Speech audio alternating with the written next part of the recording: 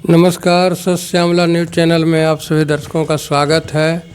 आज हम आपको एक ऐसे व्यक्ति से मिलाएंगे जो समाज के लिए समाज के विकास के लिए कृत संकल्पित हैं। इनका पेशा वकालत का है। ये उच्च न्यायालय पटना में प्रैक्टिस करते हैं और मूल निवासी जहानाबाद से हैं और नाम है इनका अशोक कुमार सिंह। सर, आपका हमारे चैनल में स्वागत है। आपका भी बहुत बहुत स्वागत है, अभिनंदन है। सत श्यामल न्यूज़ को मैं अपनी शुभकामना देता हूँ, साधुवाद देता हूँ कि भविष्य में बहुत आगे बढ़े और पूरे हर एक जन अंतिम जन तक पहुँचे सत श्यामल न्यूज़।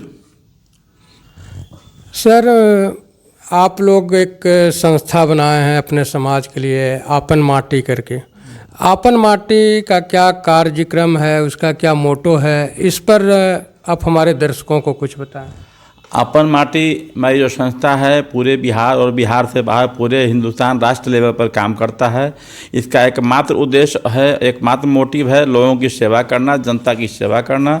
समाज के जो भी लोग जो नीडी हैं, जिनको आवश्यकता है, उनको मदद पहुंचाना है। जैसे आपदा हो, बाढ़ हो, स्वास्थ्य की समस्या हो, शिक्षा की समस्या हो, सब हर एक तरह की समस्या में हम लोग खड़ा रहते हैं, जिनको ज़रूरतमंद को सेवा करते हैं। और इस तरह का अनेकों उदाहरण हमारे लोगों के पास है। जब बाढ़ आया था पटना में 2019 में, तो हम लोग गली गली घूम करके पानी पहुंचाए थे, पीने का स्वच्छ पानी दिए थे, बिस्कुट पहुंचाए, चूड़ा मीठा दिए थे लोगों को। जिनका भी जो आवश्यकता है मदद करते हैं। रात हो, दिन हो, दोपहर हो, जाड़ा हो, गर्मी हो, बरसात हो, सब में हम लोग तत्पर रहते हैं, खड़ा रहते हैं 24 घंटा अपने लोगों की सेवा करने की। एक बार बंगलोर में एक आदमी का दुर्घटना हुआ था, एक्सीडेंट हुआ था। जैसे ही खबर मिला 12 रात में हमारे समाज के ही हैं प्रवीण पांडे जी वहाँ उपलब्ध हुए और सबों की सेवा किया, सब उसको हॉस्पिटल पहुँचाया, उसका पूरा इलाज करवाया था। दिल्ली में भी ऐसे ही हुई थी घटना। हर एक घटना में लोग वहाँ शामिल हुए और वहाँ उनको सेवा किया, उनको मदद पहुँचाया था। और सबसे बड़ी मेरे समाज में अभी है एक दुर्गति है कि लोग एक एक इंच आली के लिए झगड़ जाते हैं, कि दूसरे भाई भाई का प्राण ले लेता है, खून ले लेता है। उस समस्या को मेरा समाधान करना है। कोई भी आदमी 1 इंच 2 इंच आली के लिए अपने में झगड़ा नहीं करे, आपसी सौहार्द से, आपसी सामंजस्य से उस विवाद को समाप्त करे। ज़मीन नहीं रह जाएगा, लोग ज़मीन छोड़ के चले जाएंगे। और इस ज़मीन के झगड़ा में भूमिहारों का बहुत बड़ा लॉस हुआ है, बहुत भूमिहारों का कत्ल हुआ है, बहुत उनके पैसा और संपत्ति की बर्बादी हुई है। तो मैं इस चीज़ को समाप्त करना चाहता हूँ कि 2 इंच आली के लिए मत झगड़ा कीजिए। अब उस पैसा को अपने विकास पर लगाइए, अपने बच्चों के पढ़ाई पर लगाइए, शिक्षा पर लगाइए। और दूसरी समस्या इस समाज में है कि दारू बहुत लोग पीते हैं। हम जो तो कि हमारे यहाँ स्वामी जी मगध में बहुत पहले से सक्रिय हैं नशाबंदी के लिए, हम उसके भी विरुद्ध हैं और अपने समाज के लोगों से अपील करते हैं और यह प्रयास भी कर रहे हैं कि नशा मुक्ति हो, नशाबंदी हो, हमारे समाज के लोग गलत व्यसन के फेरा में नहीं रहें।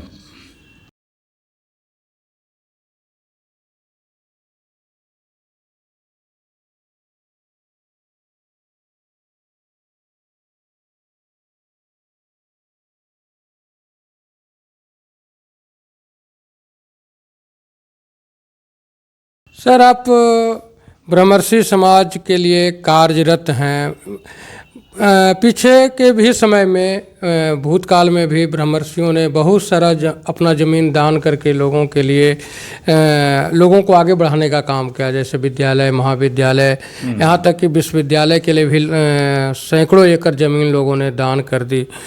लेकिन आज आपके समाज का जो मतलब आपके ब्रह्मर्षि समाज के प्रति अन्य जातियों का जो रवैया है वो बहुत ही दुर्भाग्यपूर्ण है। इस पर आप क्या कहेंगे?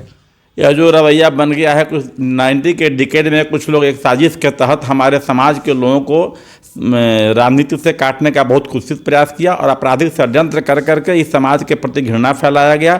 लेकिन ऐसी कोई बात है नहीं। यदि ऐसी बात होती तो भीमराव अम्बेडकर नहीं बनते, जगजीवन राम नहीं बनते।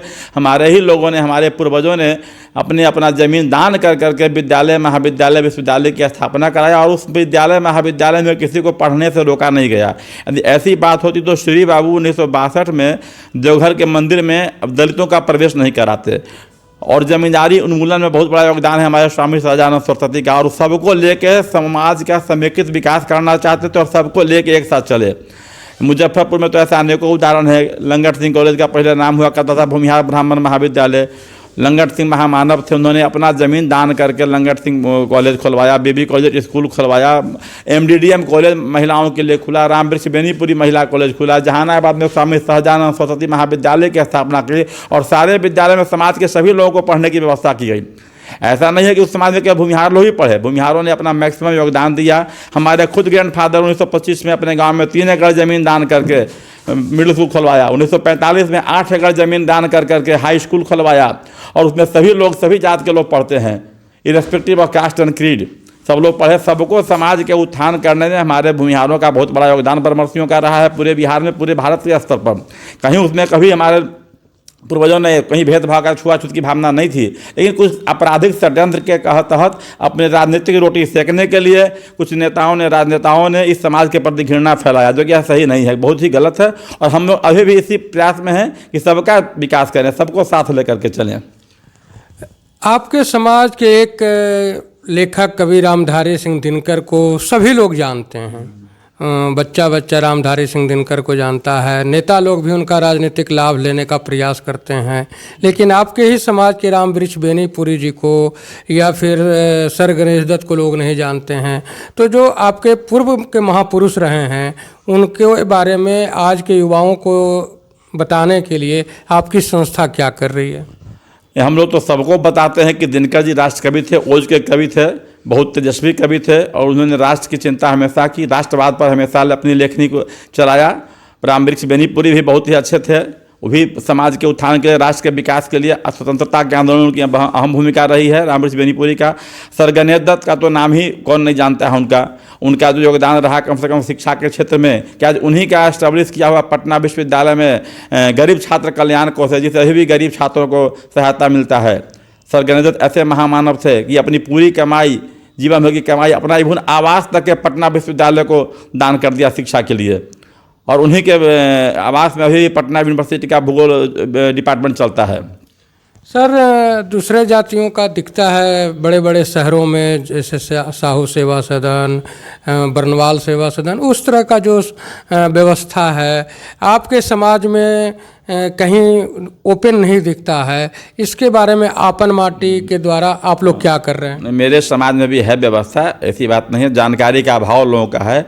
मेरे मगध में ऐसे कम से कम 20 महाविद्यालय हैं, संस्कृत महाविद्यालय हैं, उच्च विद्यालय हैं, जहाँ की हमारे स्वामी जी के द्वारा यह संस्थाएँ चल रही है। उसमें निःशुल्क शिक्षा, निःशुल्क रहना सहना, आवास, वस्त्र सब मिल दिया जाता है लोगों को, और उसमें से उच्च शिक्षा प्राप्त करके लोग उच्च पद पर हैं, अभी भी हैं। और वो हमारा चल रहा है। प्रांकुशा सेवा समिति है, राघवेंद्राचार्य सेवा समिति है, यहाँ बगल में तैयतपाली में है। तो इस तरह की संस्थाएं हम लोगों के यहाँ द्वारा भी चल रहा है। अभी बनारस में मेरे संस्था स्कूल महाविद्यालय है, कुंभ में हमारा बाड़ा लगा हुआ है स्वामी जी का। तो हम लोग भी हर एक तरह से उस तरह का हम लोग प्रयास करते हैं और सामाजिक कार्य कर रहे हैं, सामाजिक कार्य कर रहे हैं। सर, आप कानूनविद हैं, कानून के जानकार हैं, और आप उच्च न्यायालय में प्रैक्टिस भी कर रहे हैं। आप अपने समाज के लिए कानून की जानकारी देने के लिए कोई ऐसा व्यवस्था किया है जैसे कि आपके जो कम पैसे वाले लोग हैं उनको लाभ मिल सके? मैं समूह की मदद करता हूँ, समूह की सेवा करता हूँ। जो मेरे पास आते हैं, जो गरीब हैं, वंचित हैं, जिनके पास पैसा नहीं है, उनका भी मैं काम करता हूँ, उनको मदद करता हूँ, और मुफ्त में न्याय दिलाने की भरसक प्रयास करता हूँ। मेरे पास पैसे वाले भी लोग आते हैं, उनका भी मैं काम करता हूँ। जिनके पास पैसा कम है, जिनके पास नहीं है, उनका भी हम काम करते हैं। और मेरे टीम में सभी लोग जुड़े हुए हैं, हमारे पास कोई इस दूसरे की बंधन नहीं है, समूह का मैं सहायता करता हूँ। सर, आपके समाज में कुछ ऐसी कुरीतियाँ हैं जिसके लिए बहुत सी लड़कियाँ को अपने जान तक कुर्बान करना पड़ा, जैसे दहेज प्रथा जो है वो बहुत विकट और विकराल रूप में है। इसके ऊपर आप अपने समाज के लोगों को क्या मैसेज देना चाहते हैं? उस पर हमारा आपन माटी काम कर रहा है, और उसमें भी हम लोग प्रयास में हैं कि दहेज प्रथा का जो उन्मूलन करें। दहेज मांगना नहीं चाहिए, जो अपने से उपहार स्वरूप मिल गया उसी को लेना चाहिए। इस पर भी हम लोग काम कर रहे हैं, आपन माटी काम कर रही है, और समाज में हम लोग जागरूकता फैला रहे हैं कि हम लोग बिना दहेज का शादी विवाह अपने बच्चों की करें। अभी भी ग्रामीण क्षेत्रों में ये देखा जाता है कि धार्मिक स्थल के कैंपसों में समाज के युवा और बुजुर्ग मिलकर के ताश खेलते हैं, जहाँ पे आम महिलाओं को आने जाने में, पूजा करने में कठिनाइयाँ होती है। इस पर आप क्या कहेंगे? यह बात सही है, और यही ताश की जो कुरीति हमारे समाज में फैल गया है, घुन के तरह कर रहा है, नवयुवकों को कमज़ोर कर रहा है। कोई भी नवयुवक अपने कार्य पर नहीं ध्यान दे रहे हैं। हमारा समाज कृषि प्रधान समाज रहा है, कृषि से जुड़े हुए लोग हमारे यहाँ ज़्यादा थे, लेकिन अभी के नवयुवक जब कृषि का समय रहता है, सब लोग अपने अपने घर पे बैठ कर ताश खेलते रहते हैं। और अपने ही गांव की बहू बेटियों पर फतियाँ कसते रहते हैं, यह बहुत ही गलत बात है। इसको भी, इस कुरीति को भी समाप्त करने के लिए हम लोग काम कर रहे हैं और नवयुवकों में यह जोश फैला रहे हैं, उनको सूचना जागृत कर रहे हैं कि ऐसा काम मत करो। अपनी ऊर्जा को पॉजिटिव वर्क में लगाओ, निगेटिव वर्क में मत लगाओ। ताश मत खेलो, फुटबॉल खेलो, खेलना ही है तो फुटबॉल खेलो, क्रिकेट खेलो। देश में, दुनिया में अपना नाम रोशन करो, अपने गांव का नाम रोशन करो, अपने समाज का नाम रोशन करो। इस पर भी हमारी आपन माटी काम कर रही है।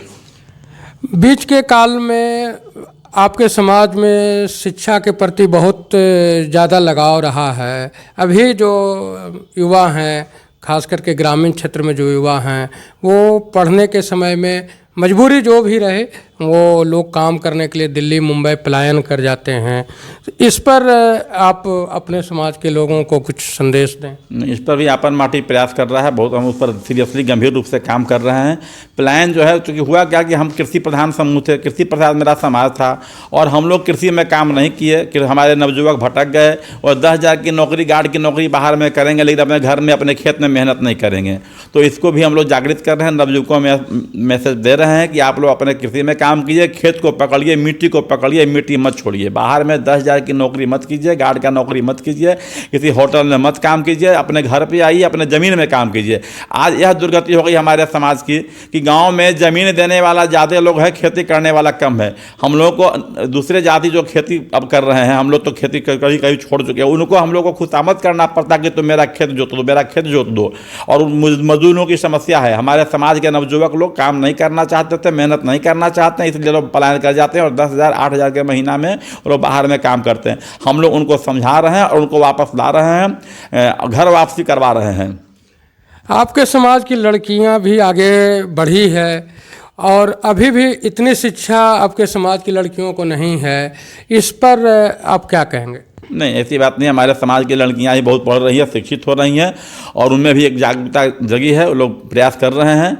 और हमारे लड़कियां भी, घर की बहू बेटियां भी बहुत आगे बढ़ रही हैं, आगे बढ़ चुकी हैं।